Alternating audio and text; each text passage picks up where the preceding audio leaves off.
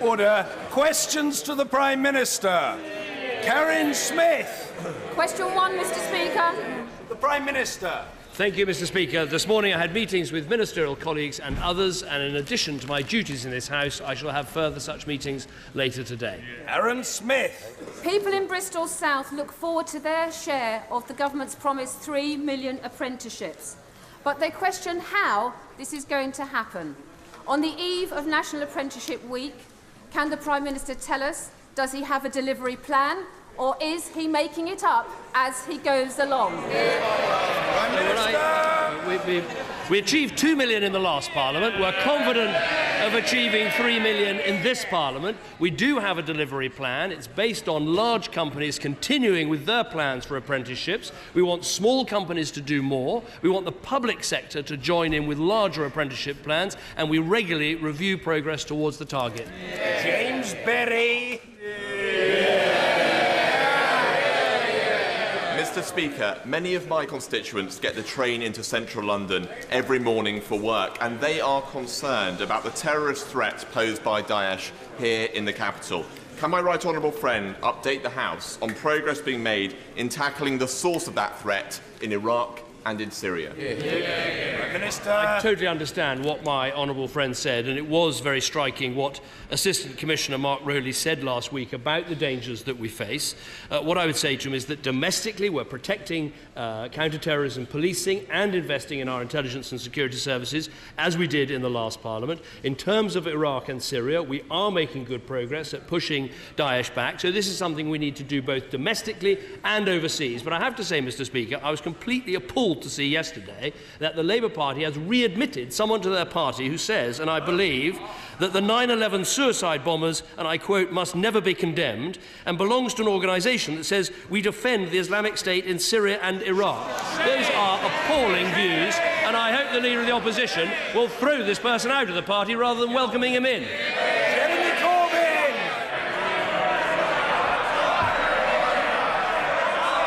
Mr. Speaker, I hope the Prime Minister will join with me in mourning the death today of the fifth Beatle, George Martin, and the wonderful music that will last for all time that he gave us. Last week, the Prime Minister told the House that we had a strong economy with a sound plan.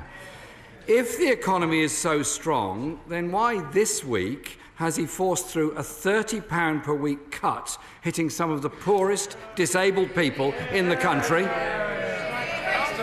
Well, first of all, let me join him in what he said about George Martin. He was an absolutely massive figure, a giant in popular music, and responsible for some tunes that will live on forevermore. I find it disappointing he can't comment on the point I made earlier, because it does seem to me we have a responsibility as party leaders for our own parties. Now, he asks about the strength of the economy. We do face an uncertain international environment, and all the experts are warning about the dangers that we face. But as we speak today, we have inflation at 0%, we have unemployment at 5%, our economy is growing, wages are growing, and we're cutting the taxes that people are paying. That, combined with reforming welfare, and we are reforming welfare, is the way to get our deficit down, continue with growth, and help deliver for working people in Britain. Mr. Speaker, I don't believe that the majority of people in this country are content to see someone diagnosed with cancer today, unfit to work next year, reduced to poverty because of the cuts this government is putting through. In the summer budget last year, the Chancellor found another £6.6 billion to reduce corporation tax for big business, despite our corporation tax already being lower than any other G7 nation. Today, Action for Children, the Children's Society, the National Children's Bureau shows that local authority spending on children and young people has been cut by £2 billion, 71%. Doesn't this demonstrate a wrong choice by the Prime Minister? Well, let's look at what's happened to corporation tax receipts since we cut corporation tax. That is the question, because the point of setting tax rates is to raise money rather than make a political point. And the fact is Corporation tax receipts are up by 20% under this government. So we've got more money to spend on children, on children's services, on education. Whereas if we put up tax rates, as he now seems to be suggesting, we'd actually get less money in. That is the result. They care about making a political point. We care about raising revenue and providing good services.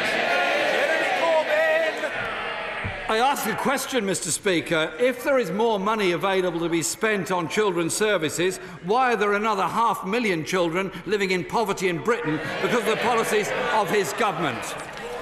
If we really do have the strong economy that the Prime Minister claims, then why did the Chancellor warn last week, and I quote, "We may need to make further reductions"? Who will these reductions fall on? The disabled, pensioners, young people, women? Is he going to rule out attacking those groups? Prime Minister. Well, he will see the budget next week when my right honourable friend, the Chancellor, who has an excellent record of steering this nation's economy, will stand up to give that. But the right honourable gentleman just made some remarks about child poverty. Let me tell him what has actually happened since 2010. There are 680,000 fewer workless households. Think about what that means. That is 680,000 households where someone is bringing home a wage, putting food on the table, and under us paying less taxes. There are 40,000 fewer households where no member has ever worked, and there are 480,000 fewer children living in workless households. That is real change for those children. That is about tackling child poverty by having a growing economy, growing real wages, falling taxes, increased childcare, all things never delivered by Labour. Mr. Speaker, the problem is the number of households that are suffering from in-work poverty because of the insecure jobs, because of zero-hours contracts, because of low wages. As he well knows, the poorest have paid the most for the cuts, and women have paid for 81% of those cuts. Mr. Speaker, on 99 previous attempts to ask questions to the Prime Minister, I've been unclear or dissatisfied by the answers, as indeed many other people have. So, on this auspicious 100th occasion, can I ask the Prime Minister to help out a young man called Callum? Last week, the Prime Minister told the Engineering Employers Federation that we have a skills shortage. A good admission. Callum asks, and he's a bright young man who wants to make his way in the world, says, will the government acknowledge, well, maybe the Prime Minister does as well, will the government acknowledge the importance of sixth form colleges and post-16 education services in Britain? Prime Minister. Well, first of all, let me congratulate the honourable gentleman getting to 100 not out. I'm sure that'll be welcomed across the House. Welcomed across the House. What I'd say to Callum is what we're introducing in our country is a situation where we uncap university places so as many people who want to go can go, and we're going to be introducing in this Parliament 3 million apprentices. That, combined with better funded sixth forms and better funded FE colleges, means that we've actually got a proper education system that can really drive opportunity in our country. And let me just come back once more on child poverty. Let me give him the figures. 800,000 fewer people in relative poverty than 2010. 300,000 fewer children in relative poverty than 2010. That is the Labour measurement used. So when he gets to the dispatch box, he could tell us he was wrong about child poverty. Mr. Speaker, the Prime Minister seems to be answering the last question but one. So if I could kindly bring him back to the question I asked from Callum and point out to him that there's been a 10% cut in real terms in sixth form and further education, and adult education has been cut by 35% during his time as Prime Minister. The construction output in Britain has shrunk for 2 consecutive quarters now. Surely this is a matter of concern. Isn't this really a bit of a sign that this economic recovery is being constructed on sand? first of all, let me just confirm we have protected 16 to 18 education in this spending round. Now, he talks about construction. Of course, we want to see every part of our economy growing, and our economy is growing, unlike so many in what is a difficult and dangerous world right now. But if you look at our construction plans, because we've got a strong economy, we're able to commit to HS2, we're able to commit to the biggest road programme since the 1970s, the largest rail programme since Victorian times, together with huge infrastructure projects in energy and in other areas. Those things are only possible because we've got a strong and growing economy. And we know what Labour would do. His spending plans are a risk to the nation's finances. His tax plans are a risk to every family in the country. And we know from Scotland what he wants to do, which is to put up taxes on people earning over £20,000. That's their plan, and it would wreck the country's finances. Mr. Speaker, we have a construction industry in recession at a time that has an acute need for new housing. Construction apprenticeships have fallen by 11% since 2010. We have the lowest rate of house building since the 1920s, almost 100 years ago. Will the Prime Minister look again at this issue, stop the cuts to skills training and cuts to investment that are holding back this country, holding back the skill ambitions of so many young people, and invest in them and invest in our future? Prime Minister. I do have to pick up the right honourable gentleman on his statistics, because we have seen a massive boost to apprentices and apprenticeship funding under this government. 2 million in the last Parliament, 3 million in this Parliament. On housing, let me just give him the figures. House building under Labour fell by 45%. Since then, it's increased by 2/3. Over 700,000 new homes have been delivered since 2010. And if you look at what's happening now, completions are up. Housing starts are at their highest level since 2007. Last year, housing starts were nearly double the low point of 2009. They wrecked the economy. They created that instability. We've been building a strong economy. That's what we've got to stick with. Thank you, Mr. Speaker. Unemployment in Sherwood has halved since 2010. Given that the Chancellor of the Exchequer will make his budget statement next week, can the Prime Minister assure the House that he will continue to support quality education, employment generation and infrastructure to get to jobs, so maintaining a Conservative ladder of aspiration? Honourable friend is absolutely right. The school improvement programme that we're driving forward, combined with uncapping university places, investing in apprenticeships, that is giving people a ladder of opportunity to make the most of their lives and the most of the employment opportunities that are clearly being created in our country, where there are 2 million more people in work. I also know he has a particular interest in his constituency in extending the Robin Hood line, and he's meeting with rail ministers to try and deliver this, and that's exactly the sort of infrastructure project that this government wants to get behind. Angus Robertson. Thank you very much. Mr. Speaker, the refugee crisis is the biggest issue facing governments right across Europe. Is the Prime Minister ashamed that in a UK government programme, we now know that in Folkestone, trafficking victims were locked up without food, that asylum-seeking children were forced to sleep on concrete floors, that patients with diarrhoea were denied access to showers, and also a naked woman was allegedly beaten at a detention centre? Is the Prime Minister ashamed of this? Well, I will look very carefully at the points that the right honourable gentleman makes. I would say that our asylum system is fair, and Britain, down the ages, has given people asylum who are fleeing torture and persecution. And when it comes to the issue of resettling Syrian refugees, it was instructive at this week's European Council with the chart showing how many countries have actually resettled Syrian refugees. Britain has done far better than any other country bar Germany. Angus Robertson. Thank you very much, Mr. Speaker. This week, the Scottish Refugee Council called for an investigation into allegations about the way asylum seekers are treated and housed in Glasgow. They want the Home Office to commission an independent inquiry into claims of substandard housing and dehumanising treatment of refugees by the private company contracted to provide accommodation services by his government. Will he commission that investigation? Minister. Well, we're very happy for these issues to be properly investigated. The Home Affairs Select Committee in this House of Commons has just done a report into the way that asylum housing is commissioned. And, of course, if the Scottish Parliament wants to carry out those investigations, of course the United Kingdom government will cooperate with that. What we need to do is make sure that when we take people in, we make sure they're properly housed, properly looked after, their children are schooled, because that's the sort of generous country we are. Andrew Stevenson.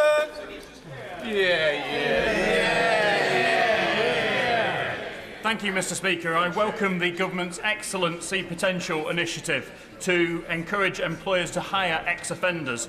Speaking as someone who myself employs a female ex-offender via the excellent Working Chance charity, could the Prime Minister assure the House of his commitment to ensure employers in the public, private and charity sectors all play their part in providing greater opportunities for ex-offenders? Well, I absolutely agree with my honourable friend, and I salute what he has done to help ex-offenders. I think the point is this: of course, if people are applying for a job, they have at some stage to declare the criminal record that they have and the offences they may have committed. The question is, do they have to do it absolutely at the CV stage? And we think they shouldn't. We believe in this idea of banning the box. And the Civil Service is going to introduce this so that you don't have to put that information on the initial CV. You might at least get the chance of an interview, so you're not ruled out. And that is what we're talking about. When we talk about life chances for people in our country and giving sometimes people a second chance to make a go of their life, we're putting our money where our mouth is. Richard Bergen. Thank you, Mr. Speaker. If the British people vote to leave the European Union, will the Prime Minister resign? Yes or no? No.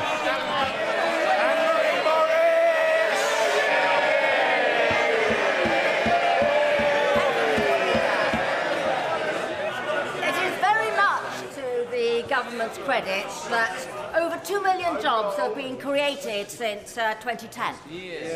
But nearly 1 million of those have gone to non-UK EU nationals. Does the Prime Minister agree with me that the EU's free movement of people is damaging UK nationals' employment prospects and has contributed to the 1.6 million British people remaining unemployed, and this has not been compensated for by equivalent level jobs in other European countries for UK nationals? The point I make to my honourable friend is actually, if you look at the figures over the last 5 years, 2/3 of the rise of employment over the last 5 years has been made up by jobs going to British people. Where I would agree with her is in combination with the welfare reform we've introduced for EU citizens and the tougher control of migration from outside the EU, we should see welfare reform in the UK as the flip side of migration control. We want to make sure it always pays for British people to train up, to do the jobs that are being made available. So we should see immigration control and welfare reform together with a growing economy as the way of getting more of our people into work. Julie Elliott. Thank you, Mr. Speaker. Does the Prime Minister agree with me that it's very important that we make the positive case for Britain remaining in the EU? That each of us get £1,200 back for every £120 we put in. We have lower prices and choice in shops, and we have easier travelling for holidays and businesses. Can the Prime Minister explain how our membership of the EU benefits so many aspects of our lives? I think the Honourable Lady makes an important point, which is in all the arguments about single markets and sovereignty and all the rest of it, we can sometimes lose some of the simple consumer benefits of being a member of the European Union. And the things she mentions about cheaper air travel, ease of travel, not having any tariffs, these are things that we take for granted now, but simply weren't the case 40 years ago. And I agree, that's a strong part of the very positive case that we should make for remaining in the EU. But with her own constituency in mind, I also think we should point to the enormous success of the British car industry, which now employs and is responsible for over 140,000 jobs. That is a great European success story. A lot of those cars go to the European market, and we want to make sure that continues tariff-free. Ronald J. Wardener. Thank you, Mr. Speaker. Our security is guaranteed under NATO, and this government's action to meet our 2% commitment is most welcome. I recently visited RAF Odium in my constituency, where the Chinooks that do so much for the United Kingdom and indeed our friends overseas are based. Will my right honourable friend look at plans to improve the quality of accommodation for airmen and women in Odium, which I'm sure he agrees they deserve? Well, I thank my honourable friend for that question, and let me, through him, pay tribute to the Chinook pilots and all the crews that service those helicopters. I think I visited Afghanistan something like 13 times over the last few years, and their bravery, their professionalism, their brilliance in flying, often at very low levels, is absolutely remarkable, and they've rightly been decorated and commended for the work they do. We have got an upgrade programme for the Chinooks, which will mean new helicopters replacing part of the existing fleet that's becoming worn out. I think I'm right in saying some £2 million has been spent on RAF Odium, but if more is needed, we'll make sure that happens. McKinnell. Thank you. In 1949, aged 11 months, my constituent William Bradney was diagnosed with polio. He has worked from the age of 15. He continues to work at 67. But following a clearly flawed PIP assessment, he's set to lose his Motability card, potentially within 3 weeks. He says it will leave him unable to leave the house and unable to work. Will the Prime Minister urgently review his case and the case of 14,000 disabled people who have lost their essential life balance? I will certainly have a look at the case, because what we've found so far with personal independence payments is actually we are spending more money on disability rather than less money on disability. But I'll look very carefully at the case. The whole point about PIP compared to DLA is there is more of a proper medical assessment process to find out what is required. Through her, can I also say to her constituent, I'm sure that he, like all others, will welcome that we are so close to eradicating polio entirely from our world, and this government is committed to going the extra mile and making that happen. James Cartledge. Schools in South Suffolk were delighted this week to see the publication of the government's consultation on fairer funding. And given that the first part of this consultation will focus on the core principles, does my right honourable friend agree with me? One of those principles must be to recognise that rural schools face unique and unavoidable costs that are not well funded under the current formula. Well, I certainly agree with my honourable friend. It's right that we are examining this formula and trying to achieve better fairness. I think that everyone can see now that the figures between the best funded schools and the worst funded schools, that gap has got too great. I also agree with them. It will be vital the specific needs of schools in rural areas are properly considered. That's why our consultation proposes that we should direct additional funding to small schools in sparsely populated areas. Khalid Mahmood. Speaker, to follow up the question from my right honourable friend, the Leader of the Opposition, official figures show 12,000, it's not funny, official figures show 12,000 vacancies in construction are hard to fill due to a lack of skilled applicants. Can the Prime Minister explain why the number of construction apprenticeships have fallen under him? Well, the point is we are building more houses, we're investing more in construction, we're training more apprentices, the money is there from the government, and now we're going to have the apprenticeship levy on the larger businesses that will make sure we can fund apprentices long through this Parliament. Sir Henry Bellingham. Speaker, the Prime Minister will be aware of a recent tragic fatality on the A17 in Terence Clement in my constituency. Whilst we must await the result of a full inquest and the police inquiry, does he agree with me that it's vital that the local parish council is fully consulted when it comes to looking at new safety measures? Minister. Well, I have heard about this tragic accident, and I'm sure on behalf of everyone we should send our sympathies and condolences to those involved. I think he's right to say that in so many of these cases the parish council has a lot of expertise about areas of roads that aren't safe and things that could be done, and of course they should be listened to in this and other cases. Dr. Roberta Blackman-Woods. Thank you, Mr. Speaker. On Sunday we celebrated Mother's Day, and just yesterday International Women's Day, and members opposite rightly were keen to celebrate women on both occasions. Why then has this government introduced cuts to public services, a freeze to child benefit and reductions in work-related benefits that have left mothers £13 billion worse off? So the one thing I share with the Honourable Lady is it was right to celebrate Mother's Day. I shared it with my mother, but I think I probably said enough about her for the time being. What I would say is And also, it was a privilege to welcome to number 10 yesterday some inspirational women from all walks of life to mark International Women's Day. Now, I'm not saying this government has solved all of these problems, but we've got more women in work, they're getting higher pay, they're paying lower taxes, they're getting more childcare, and they're retiring with better pensions. And when it comes to the things that government needs to do, actually, we're appointing more women to senior positions, to public appointments. The honours system is now properly reflecting women. Someone shouted out, what about the pay gap? The pay gap is now at its lowest published level. We have abolished the pay gap for the under 40s. And when it comes to protecting women, this is the government that criminalised forced marriage. This is the government that introduced the duty to report female genital mutilation.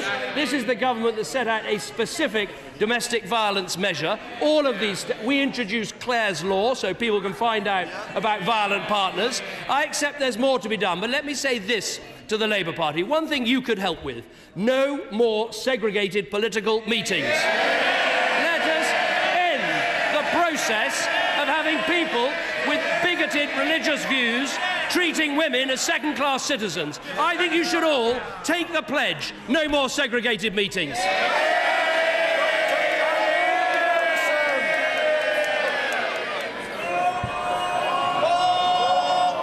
The UK still has relatively poor superfast broadband and far too many mobile not spots. Great work has been done, but what will my right honourable friend be discussing with his right honourable friend, the Chancellor, in advance of the budget statement next week, in how we can improve coverage further, particularly for rural small businesses in areas like mine?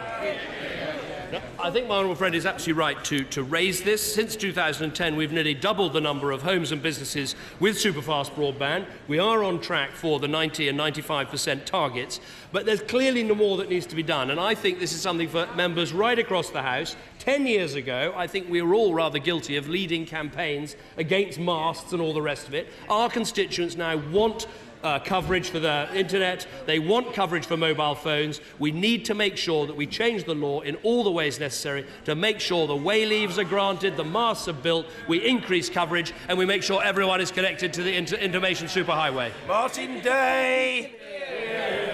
Thank you, Mr. Speaker. 76% of the cost of a bottle of whisky is tax. Last year, the government's 2% cut on duty increased revenue to the Treasury by £102 million.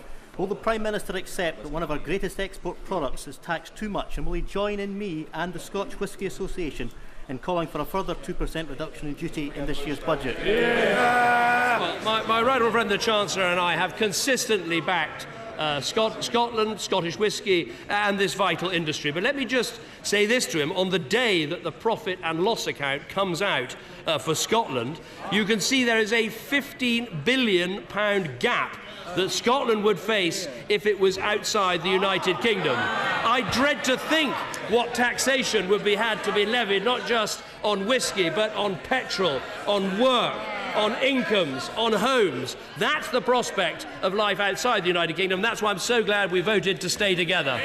Sir William Cash! Thank you, Mr. Speaker. The government has just presented three white papers to Parliament under their self-imposed legal duty to provide information under the European Referendum Act. The Minister for Europe, during the proceedings between the two houses, undertook to me that the government information under that Act would certainly, as he put it, be accurate and impartial. The three recent white papers are not. My right honourable friend is the enforcer. My right honourable friend is the enforcer of the ministerial code, which demands that ministers give accurate information to Parliament. Will my right honourable friend issue instructions to Foreign Office ministers to review and correct these white papers? Prime Minister. Well, first of all, let me say to my honourable friend, We believe in the sovereignty of Parliament. Parliament dictated that these documents would be published, and that's why they're being published. Now, on the question of their content has been prepared by civil servants under all the appropriate codes. If he doesn't agree with some of the content, I would say to him and other colleagues, challenge the content. Have an argument about the content. Stop having an argument about the process. Jim Dowd. Thank you, Speaker. The Prime Minister's notes will indicate to him that I raised the question of the National Wildlife Crime Unit with him earlier this year. I'm delighted to report that its funding has now been secured. Mr. Dowd, for the next 4 years. I take full responsibility for that. I read it on my website, so it must be true. But as my mother used to say, it never hurts to say thank you, and I do. Can I ask him on a similar matter how his manifesto commitment to outlaw the use of wild animals in circuses is progressing? Prime Minister. Well, can I thank him for raising such effective questions with such good effect on circuses and wild animals? We have a manifesto commitment. We didn't manage to meet it in the last Parliament. We licensed these things so strictly that I think we are now talking about 1 or possibly 2 circuses, but we are still 2, thank you very much, but we are committed to legislating when parliamentary time allows. David McIntosh. Later today, colleagues from across the House and I will be launching the all-party parliamentary group on ending homelessness. Will my right honourable friend join me in welcoming the work of organisations around the country, including Nash and the Hope Centre in my own constituency, and pledge that as a government we will do all we can to help homeless people and to address the causes of homelessness so we can end this problem once and for all? Well, I certainly welcome my honourable friend and the launch of this all-party parliamentary group. We need to work both on the issues of rough sleeping, where we face particular challenges at the moment, and there's some good operations underway to try and deal with that, and homelessness, at the heart of which is the need to build more houses, and that is why we have an £8 billion housing programme to build 400,000 houses, and we hope to build, by the end of this Parliament, 1 million new homes. That is the key. All the arguments about homelessness in the end come down to providing effective homes. Paul McDonough. Thank you, Mr. Speaker. A friend of mine works a 39-hour week, including Sundays and bank holidays, on the shop floor at B&Q. Can the Prime Minister imagine his shock when he discovered that he was going to lose money as a result of the introduction of the living wage? That's because to introduce it, B&Q are cutting allowances. As a result, he's going to take home £50 a week less, or £2,600 a year, after the hourly rate goes up. Can the Prime Minister and his Chancellor, in their budget next week, ensure that nobody working on a shop floor takes home less money? Well, we want to see people take home more money, and that is why we've introduced the national living wage, which will be at £9 by 2020, and we're cutting the taxes of people like the friend to whom the Honourable Lady refers, who will be able to earn £11,000 from the 1st of April before paying any taxes at all. Mr. Andrew Percy. Thank you, Mr. Speaker. A recent study led by Imperial College has shown that biomass, if progressed through the contracts for difference, could save bill payers and the Treasury billions of pounds. This is an industry that supports thousands of jobs in the Humber and the jobs and the constituents of my honourable friends for Selby and Cleethorpes. Can the Prime Minister look at this? There's a sustainable business model here. The biomass comes from the US and Canada. Will he look at this so we can try and get this into the CFD programme? Prime Minister. Well, I will look at this, but what we all have to realise is that the levy control framework, the extra amount of money that we're prepared to put into renewable energy, that is a finite amount, and in the end we have to make sure that what we get is cost-effective electricity, that we go green at the lowest cost. That is the aim, but I'll look carefully at what my honourable friend says. Finally, Mr. Barry Gardner. Thank you, sir. It used to be said that an English family's home was their castle. But following the government's housing bill, new tenants in social housing will be on fixed 3 to 5 year contracts.